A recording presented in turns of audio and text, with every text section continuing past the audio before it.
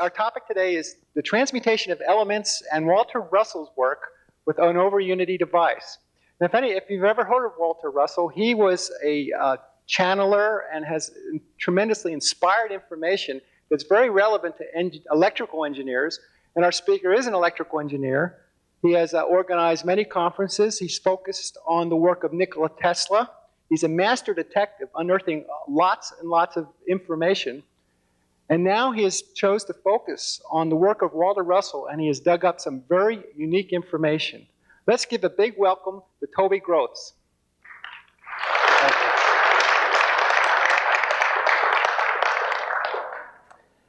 Thank you for attendance, and I'm glad you're here because I'm really anxious to share this information with other people. It's a result of about 12 years of research on my part, and I've been aided by a number of people along the way. Walter Russell, for those of you that are not familiar with the man, I have passed out some information about him, and since there weren't enough copies for everyone, if you could kind of pass those around and share them. Those of you that would like more information can take down the phone number and call the University of Science and Philosophy, who are the people that are the keepers of the Walter Russell information. Walter Russell was a contemporary of Nikola Tesla's. He was born after Tesla, but they did have communication between each other probably in the 30s. Russell was a man who had little education, 8th grade, but he was one of this century's most gifted sculptors, painters, and inventors. Very little known figure.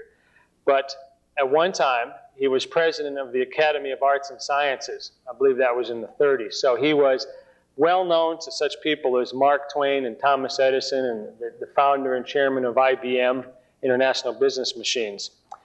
He had a studio at Carnegie Hall in New York where he did his sculpting work, and that's probably where he met Tesla.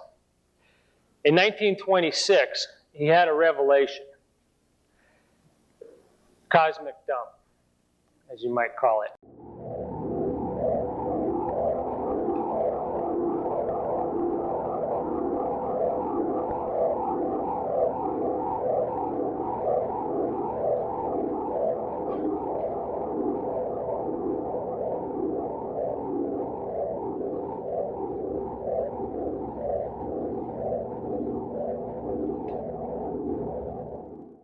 He went into a trance-like state and for a number of weeks began painting and drawing what he saw coming to him, which was the way the universe fits together and how it works. His family thought that he had gone off the deep end and wanted to have him committed because he wasn't eating, wasn't sleeping, he was just up in his studio drawing and painting. They called in the family doctor who checked him out and looked at him and said he didn't know what it was, but it seemed to make sense and it wasn't the work of a lunatic. So they kept him out of the asylum. He eventually came out of his trance, and when he came out of his trance, he began working on the theories that he had learned during his trance, the theories of what one would call the cosmology of the universe, and he wrote a book about it. The book that most explains, and what a lot of this talk is taken out of, is called A New Concept of the Universe by Walter Russell. It's published by the University of Science and Philosophy in Swannanoa, which is outside Charlottesville. Very beautiful place up on the Blue Ridge Mountains. If you're near Charlottesville, or if you're in the east, you know, anywhere within a couple hundred miles, just get down there as soon as you can and take a look at some of these paintings that he did. I'll show them to you on the slides. They're not as good and as clear as we'd hoped that they would come out. As most of you know, I've spent years working on projects relating to the work, life, and times of Nikola Tesla, which I'm still interested in, but I became convinced that wireless transmission of power, which I wrote about, it's in one of the journals that you can buy from USPA, the status of Project Tesla. I became convinced that wireless transmission of power was something that wasn't going to happen. And as a matter of fact, after looking and seeing some of the new free energy and over-unity devices coming out, I could see that the zero-point energy technology is going to leapfrog wireless transmission of power. It would be something that would be nice if we'd been doing it for 50 years, but we haven't been doing it. And so it looks like that someday maybe somebody will run the experiment to see if it can be done, but I decided to focus on what Russell had said. And the reason that I cited Russell was such a genius was because of what Tesla told him. First of all, I want you to know why Tesla recognized Russell to be such a genius. Now, I consider, and many people consider Tesla to be one of this century's most gifted, talented, intuitive geniuses. And Russell said in 1891, before the Institute of Electrical Engineers, ere many generations pass, our machinery will be driven by a power obtainable at any point in the universe. Throughout space, there is energy. It is a mere question of time when men will succeed in attaching their machinery to the very wheelwork of nature, and the time is almost here. That was 1891. It gets more interesting. In 1907, he starts using Vedantic terminology to describe what he saw as how the universe fit together. Nikola Tesla, in a letter to the Actors Fund Fair in 1907, said something, and this is the key, if you see what Tesla saw right here, you'll understand why he got together with Russell. Every particle of matter is composed of a primary substance, the ether, filling all space. The atom of any elementary body is differentiated from the rest of this tenuous substance merely by a spinning motion, like a whirl in a calm lake. By being set in movement, ether becomes palpable matter. The movement arrested, the primary substance reverts to its normal state and becomes imperceptible, like the previous speaker just mentioned. Excuse me. The previous Henry Monteith just mentioned that the particle is part of the wave, and the wave is part of the particle. The wave makes the particle, and then it reverts to its normal state and becomes imperceptible. To create and annihilate material substance, to cause at will its birth and death, would be man's most consequential deed, his greatest achievement, which would place him beside his creator to make him fulfill his ultimate destiny. We have, at this time, understood, and I will tell you what we did in order to do this. We have created material substance, caused its birth and death. You be the judge. Have we been placed beside our Creator? Are we fulfilling our ultimate destiny? Now, 1930, so we got 1891, 1907, 1930. Okay, long ago, man, recognized that all perceptible matter comes from a primary substance, or tenuity beyond conception, filling all space. The akasha, or luminiferous ether, which is acted on by the life-giving prana, or creative force, calling into existence in never-ending cycles all things in phenomenon. The primary substance, thrown into infinitesimal whirls of prodigious velocity, becomes gross matter. The wave becomes the particle. The force subsiding, the motion ceases, and the matter disappears, reverting to primary substance. And I have to say that one of the things I'm most grateful for being here is I understand this better now than when I walked in here 2 days ago, just from listening to the other speakers.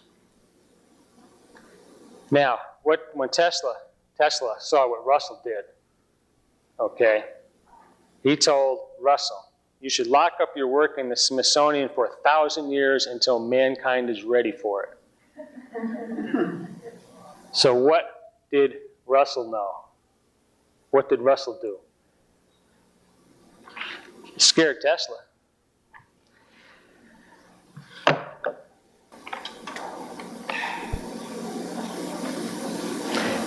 There is no evidence that Tesla ever did do the free energy or over unity type of device building that a lot of people talk about. I have no evidence of it. I've never seen any evidence of it. The historians that study Tesla have no evidence of it, but this rumor persists that Tesla made free energy devices. If anybody has evidence that they'd like to share with us, we'd certainly like to see it. But as far as we know, Tesla saw that Russell was there and warned him against sharing it with the rest of the world. Now, what did Tesla say about, what did Russell say about Tesla? You know, we have to prove, we felt that they had a connection. All we had was a quote from Lau Russell, his wife. We didn't have any documentation, but we searched through the archives and the files that we were lucky enough to get into, and we found that Walter Russell, in a talk given at Fort Worth, said, "Many volumes could be written about Tesla. He was indeed a great electrical genius, a man working knowingly with God. Many times he has said to me, without my knowledge of God within me, I could do nothing. With knowledge of God within me, I can do everything. His philosophy and mine were one. He had no limitations whatsoever. Anything he desired, he would do, knowing that he could do it." That was Russell on Tesla, 1946. Russell on Tesla, March 20th, 1964. This is a poor view graph because it comes off of a very old piece of paper. Says that Nikola Tesla and I exchanged inspirations for many years. He was an artist. I believe I can read it better from here. He was an artist at heart, whom the world knew as a scientist. Well, I was a scientist at heart, whom the world knew as an artist. He was my spiritual mainstay while I produced my greatest work in sculpture, the Mark Twain Memorial. And I likewise spiritually supported when the soul was low from doubtings and attacks by lesser minds. I give you these reasons why I especially thank you for the book, but I also add an appreciation for your vision, which indicates a love and admiration for his, such as had grown in me. And that was to a friend of Russell's, an engineer called Dr. Lee.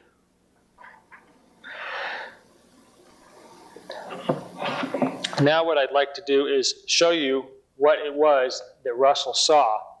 And when you see this slide, perhaps you will see what is the scalar potential? What is below the quantum foam? What is the source of the creation of matter? So if I could kill every light in the place, because the slides are kind of dim, we'll be able to see it. I need to turn the slide projector on here. Yep, get that. Is this a switch up here? Let's see, I gotta get that. Can you see that? Okay, good. Can you put it higher? You want this up? Yeah, somebody requested that it be higher.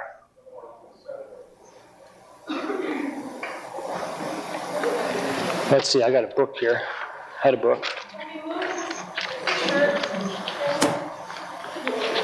Yes. You want to put that book on there?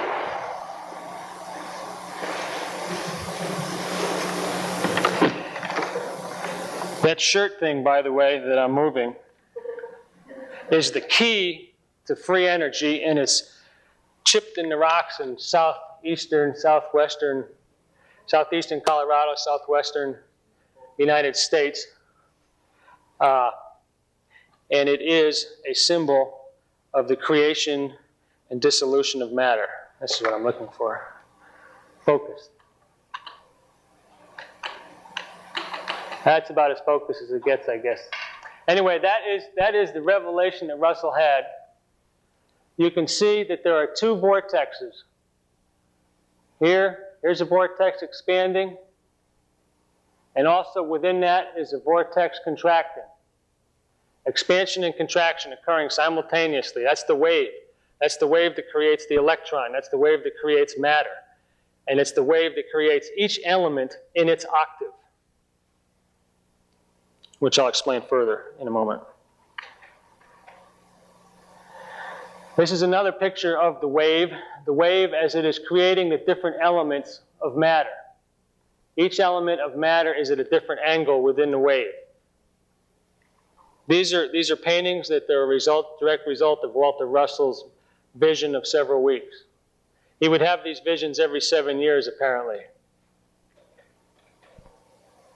A little clearer or a little brighter vision. Here you see the vortexes that come through here. He also applied his theory to the creation of galaxies, and planets as well.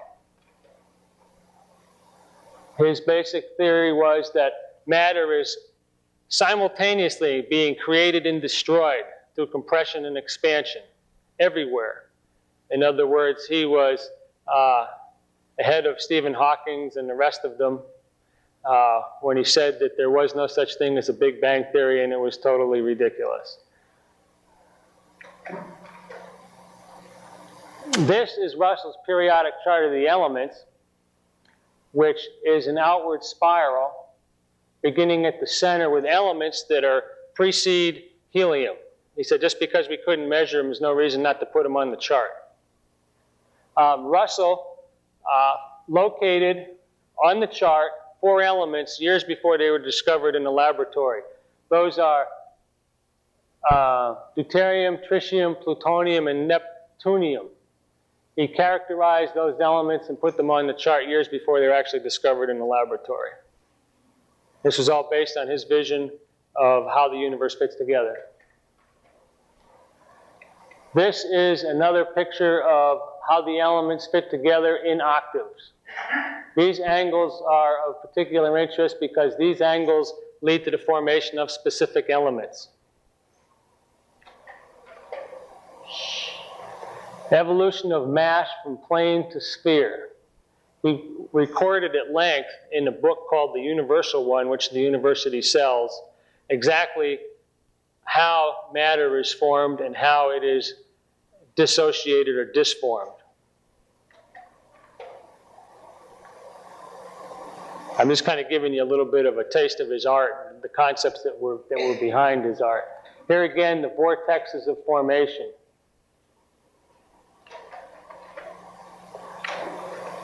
Okay, we could have the lights back on.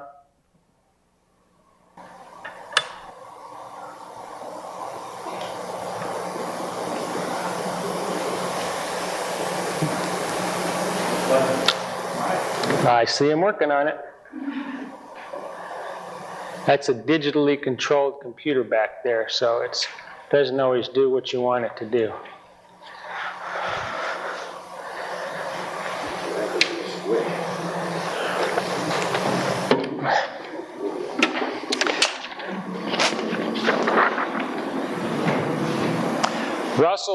Russell's concept again was that, and actually you can view this as standing at the top looking down, and hydrogen, helium are way down here, and the heavier elements are up there. He arranged his chart into 9 octaves.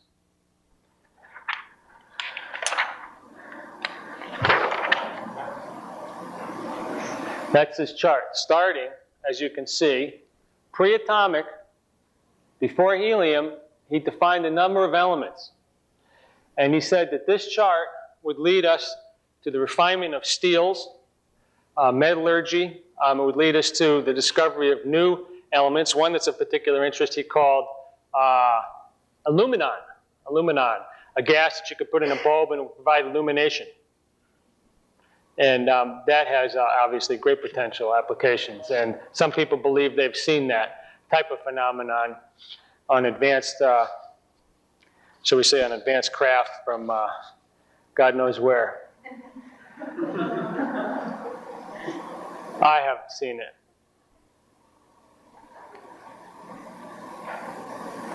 If one applies magnetic field theory according to Russell, one would be able to move any of these elements to any other position on the chart. And in particular, we could take oxygen and move it over here to fluorine by proper application of magnetic fields. So we decided that we would try and duplicate one of Russell's experiments. Russell reported that he was able to take oxygen and hydrogen to make nitrogen. And it's reported in his book, but we didn't necessarily believe that. I mean, we had no reason to doubt him. This is a great man of high integrity. But when you're approaching it from a scientific point of view, you want to find the facts. And the fact of the matter is that we found a document from one of the premier builders of nuclear power plants, Westinghouse Corporation.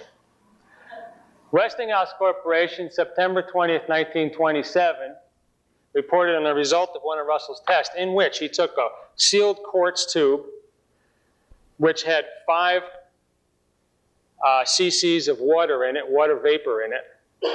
He took that water vapor, sealed, in other words, it's just hydrogen and oxygen, that's all that's in the tube, applied the magnetic fields, and when he was through with the experiment, there was 69% nitrogen or other inert gases. So he started off with hydrogen and oxygen, H2O, and all of a sudden 70% of it's nitrogen or other inert gases. So where did the nitrogen come from? The nitrogen came from a term he did not like to use, a transmutation of hydrogen and oxygen into nitrogen. He did it in 1927 at Westinghouse Laboratories. We have a full report on that experiment. Now, what we decided to do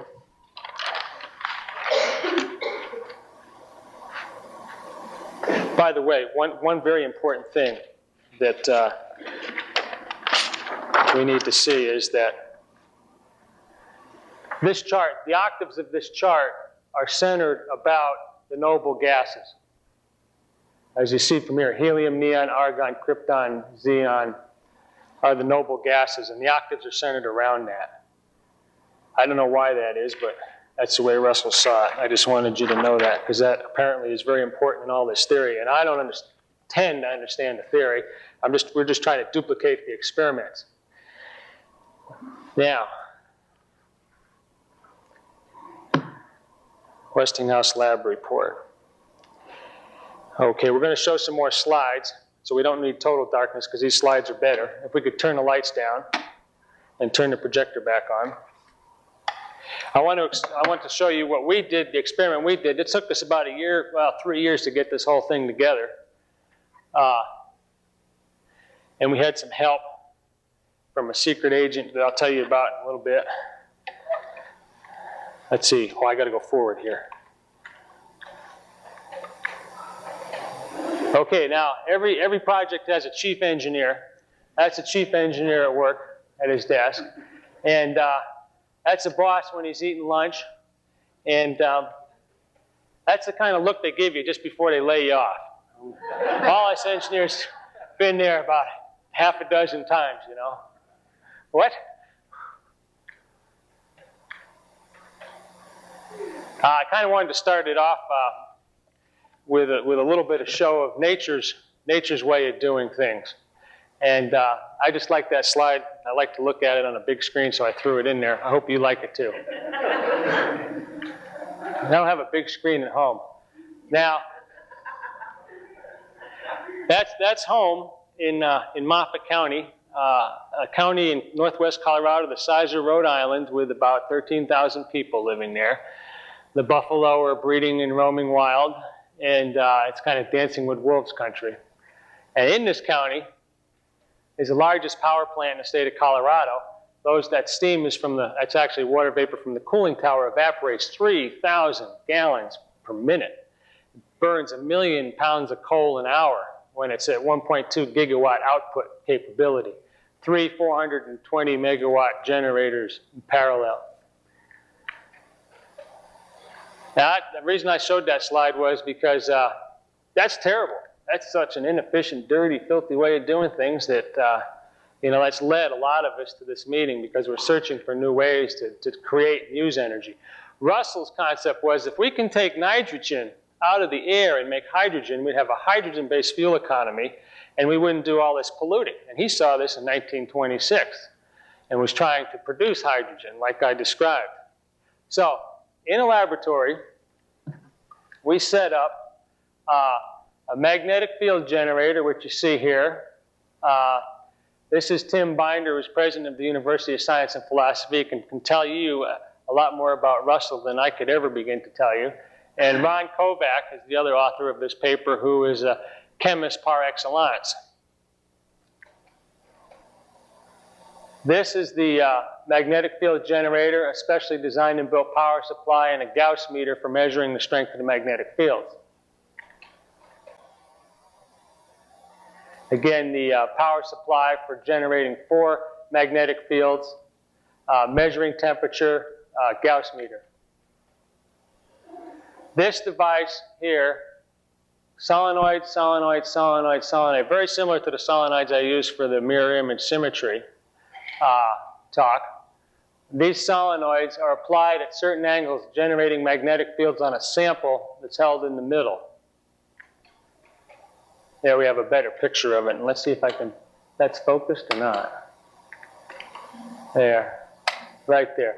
Okay, we decided that we were going to try and duplicate Russell's experiment, but due to the nature of the fixture that I designed, which is due to the description that we read out of the book, which we found out later was wrong, we couldn't put the solenoids at the right angles to create the nitrogen. We needed an angle right in here, and this solenoid would be in the way of this solenoid if we were to use the angle for nitrogen. So what we did was we tried to go for fluorine, because we could get the angles that we needed for transmutation of fluorine. Another picture of the holding fixture. Vacuum pump to pump out the quartz tube, evacuate the quartz tube. Varian spectral photometer with a 0.1 nanometer resolution for doing the spectral analysis of the resultant gases. We use standard gases available from Edmund Scientific in order to calibrate the machine. Took as many precautions as we could in order to validate the experiment and do the calibrations needed. A close-up of the tube in the machine under analysis. Drive mechanism for the chart recorder output. This is the output that recorded the spectral peaks from the spectral photometer.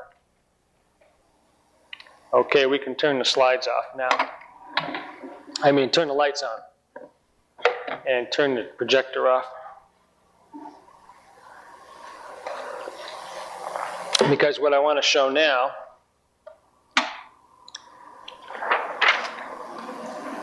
that's the tube in the spectral photometer, gas sample under analysis. And this is the spectral photometer calibration output right here.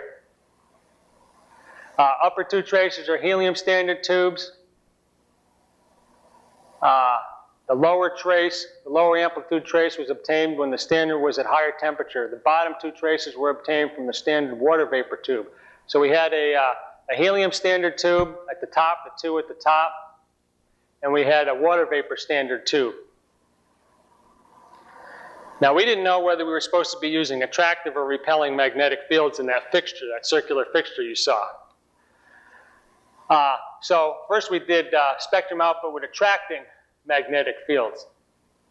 The solenoid configuration for this test was attracting mode north to south. Two solenoids were in a vertical position. The second pair of solenoids was offset from the vertical by 44 degrees, the expected angle for fluorine based on the Russell charts. The two peaks on the left are fluorine peaks at wavelengths of 7311 and 7398. The next two peaks to the right are representative of nitrogen. Here's your fluorine, and here's your nitrogen. Now, we went to a solenoid configuration for opposing. I had a little typo in there. Two solenoids in a vertical position. The second pair of solenoids was offset from the vertical by 44 degrees. Again, we're in the opposing field configuration. The expected angle for fluorine based on the Russell charts. The two peaks on the far left are fluorine at wavelengths 7311 and 7398. Note the increase in fluorine amplitude relative to the next two peaks to the right, which are representative of hydrogen.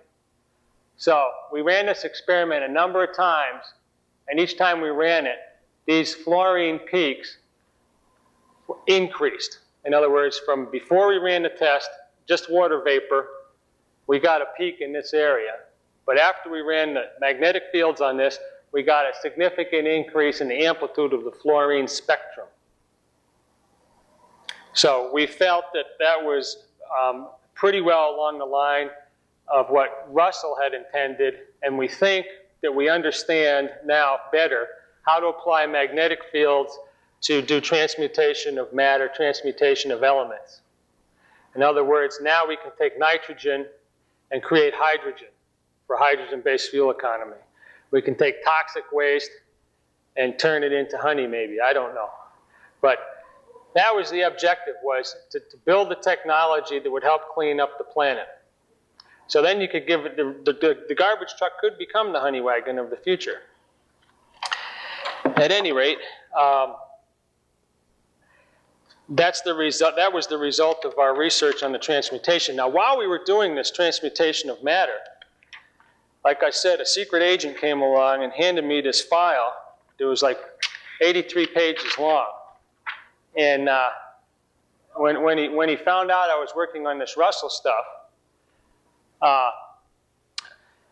we got this file, and was really lucky to get this file because it led me on a great detective chase, so to speak. We found out that in 1961, Walter Russell was working with General Chapman and Colonel Fry at NORAD, which is in Cheyenne Mountain, which is nuclear war ground zero, as you all know. Very top secure facility. The center for all military activities in the country. And he and General Chapman and Colonel Fry had flown out to Swannanoa to listen to Russell's idea about transmutation of matter and free energy. So, with Raytheon Corporation, they began working on some of these concepts. In particular, they began working on a free energy device. Here it says, there has been consensus of opinion of all concerned that in order to proceed, we should get some more definite specifications on the optical dynamo. If you will send me as soon as possible a more complete description of the equipment, including the coils and discs, I will take it with me to Raytheon. This is a man at Raytheon that was interested in pursuing the matter. I started calling around and found out that most of the people on this listed in these memos and in this 83 pages of documentation no longer had phone numbers, and I assumed that a lot of them had probably checked out. And that turned out later to be the case. I did find, however, an individual who was very interested and willing to share everything he knew about the subject, although the first time he called me, it was kind of interesting. I called him, it was kind of interesting. I found his number in the phone book, and I called up and said, I'd like to talk to you about Walter Russell. Click. Whoa. You know, this happened in 1961. What's going on here? You know, I had all sorts of visions of mystery and intrigue. And I said, so I called it right back, and I said, I'm interested in recreating the work of Walter Russell and understand that you were involved with him. And his voice says, yes, well, but that was a very long time ago. Click. So I wrote a letter and I sent the information we had to the address that was listed in the phone book, and you know, months went by and I got a phone call, and it was his son who said that well, they'd been moving and he wasn't in a very good mood at that time. Had gotten a lot of crank calls lately from marketing people, and sure, we'd like to talk about it. So we went down to take a look at the information, and he shared with us this particular blueprint behind me. I'm getting ahead of myself here. Let me get to where we're going. He shared with us the information, and the information that he had was that Russell had indeed been working on what he called his Optical Dynamo-Generator, a free energy over unity device. And it was based on this particular concept that Henry Monteith showed. You've got coils coming in and coils going out. So you've got a compressive and expansive phenomenon happening at the same time. And he wound coils like this. And if you look, you'll find that it's very hard to wind a coil like this. Clockwise, counterclockwise, counterclockwise, clockwise. So coils on top of each other to duplicate vortexes that are both creating and destroying at the same time, integrating and disintegrating at the same time. Now this concept, it was based on, actually, let me show you what this particular view graph that I just showed you before. If you turn that around and look at it end on, guess what you see? That's what you see looking at it end on. So people have been wearing the answer to free energy around their necks for the last 5,000 years. I've been wearing it around on a t-shirt. Now, who else also knew this? The ancients from the Southwest, Navajo rug patterns. Look at the Navajo rug patterns. It's the same thing. The shamans, in their journeys into the dream time, or whatever you want to call it, had seen the same thing Russell saw, and they put it in their rugs and in their pottery and chipped it on rock walls, which was something that led me in about 1982 to an area in the southeastern state, in the southeastern part of Colorado, that led to a UFO experience for myself. So I just wanted to bring that in, because if you think I'm all hard science, you're wrong. There's a little soft science. Actually, I even brought my dowsing rods to show that there's soft science in all of this hard science. Actually, the soft science, is the background for the hard science.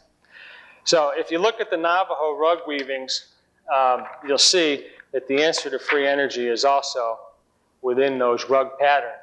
Compressive forces and expansive forces, the forces of creation and destruction coexisting simultaneously. This t-shirt, by the way, is another more modern representation of the same thing. Creative and compressive forces coexisting simultaneously. This pattern is everywhere. If you go downtown Milwaukee on the gas building, Milwaukee Gas Company is a big blue flame on the top at night, second floor down from the top. This pattern is on the local energy company's building. And they don't even know they've got the secret for their own eventual demise. On the side of their building.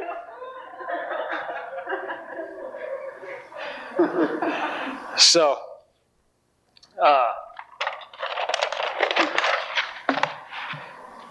the way that the coil is wound is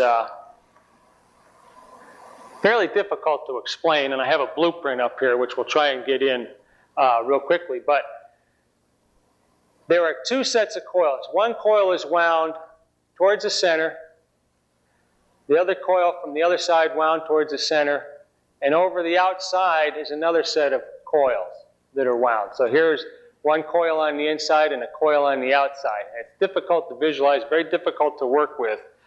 I was trying to reduce the $3,000 worth of wire that you would need to build the Russell device, and I built this device. The angles are based on actually measured off the blueprints, are very similar to the pyramid, the angles on the Great Pyramid. This is out of the Walter Russell Home Study course. Information about this coil is contained in the Walter Russell Home Study course. If you would like the keys to some free energy transmutation, look into the Walter Russell Home Study course. Once again, what this is two coils, one on each side compressive, one on each side expansive, coexisting simultaneously on the same core. Now Russell, in September 10th, 1961, reported that his coil is the last one from which we got amazing results in heat and taking out more amperage than we put in, weighed about 60 pounds. We used our 110 AC house current. We had the success we had with that decided us to make a real professional model, lathe wound and mathematically calculated for turns, wire poundage, current, and resistance, which our dedicated engineer student and one technically proficient assistant had made possible. That will weigh over 500 pounds, of which 300 will be in number 12 wire. Now, if I could have the slides again, I will show you what we ended up with. We ended up with, we found it. We found one of them. We didn't find the 60-pound one. We found the 300-pound one that he was talking about. And we now have that in our hands. And we found it in the basement at the Walter Russell Foundation, now University of Science and Philosophy. It had been sitting down there since he died in '63. And I would always ask, is there anything in there that relates to what Russell had done? Is there anything left over, any wire, any coils? And all they ever told me was, well, there's some boxes in the basement with some junk in them. They're too heavy to move. Or there's some boxes in the basement with some coils in them, but they're nothing. So take some pictures next time you're back there and bring them back. We'll look at them. Lo and behold, sitting in that basement was the free energy device that Russell was working on with Raytheon and NORAD in 1961. Let's see, I'm going the wrong way. That's a top view of the coil. Those are the two coils there. They weigh about 300 pounds apiece. We have to use a forklift to move them around. And as you can see, there's a coil going this way. The way he wound these is very interesting. He started in this section with like number 22 gauge wire. As he wound it, he added 2 strands of number 20 gauge wire. So now he's got 2 pairs, 4 wires. He went to the next section, he added 2 pairs of 18 gauge wire. He went to the next section, he added 2 pairs of 12 gauge wire. He called this the power multiplication principle. If you can imagine a river with its tributaries all going towards the center, or the sea rather. The tributaries combine to make a greater flow in the end than they do when they start. That's what he called it. He likened it to the rivers of a tributary and called it his power multiplication principle. So, what we really need is, I've got blueprints here. If we could have the lights up. I'll have these up, we'll put them on the wall. You can see them during the banquet. Yeah, you can shut that off. These blueprints show the exact construction and why it's called the Optical Dynamo-Generator. You can copy these down. We need somebody that does CAD work. If somebody could take these and put them on a CAD system so we could reduce them and put them on an 8.5 by 11 piece of paper, it would be great. If anybody's got CAD work or knows anybody that does CAD, we could do that. That's the basis of the talk. What we'd like to do is encourage people to wind these coils and encourage people to try and duplicate the free energy device. Apparently Russell was convinced he'd done it. So there's all the information.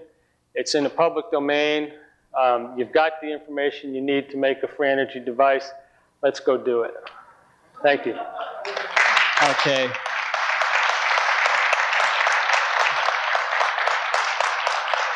Thank you, Toby.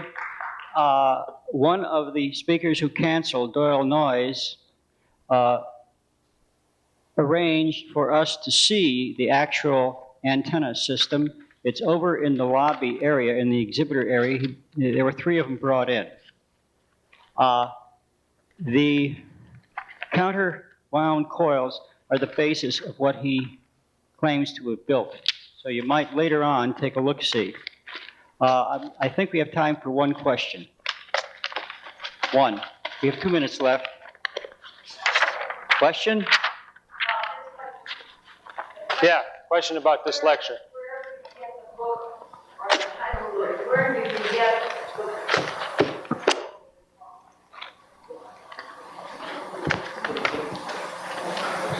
Right. Where do you get the books, the titles and that, for resource information?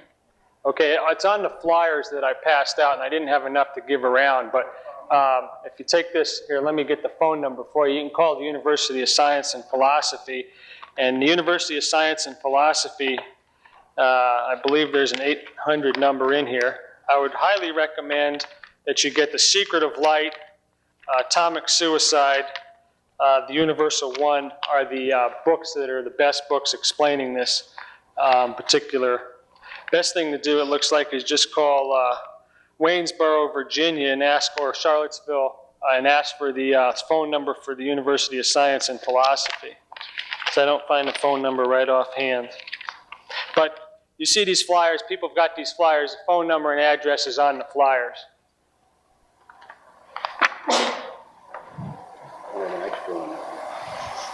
All right, if there's no further questions, thank you much again, Toby, and the next lecture will begin shortly.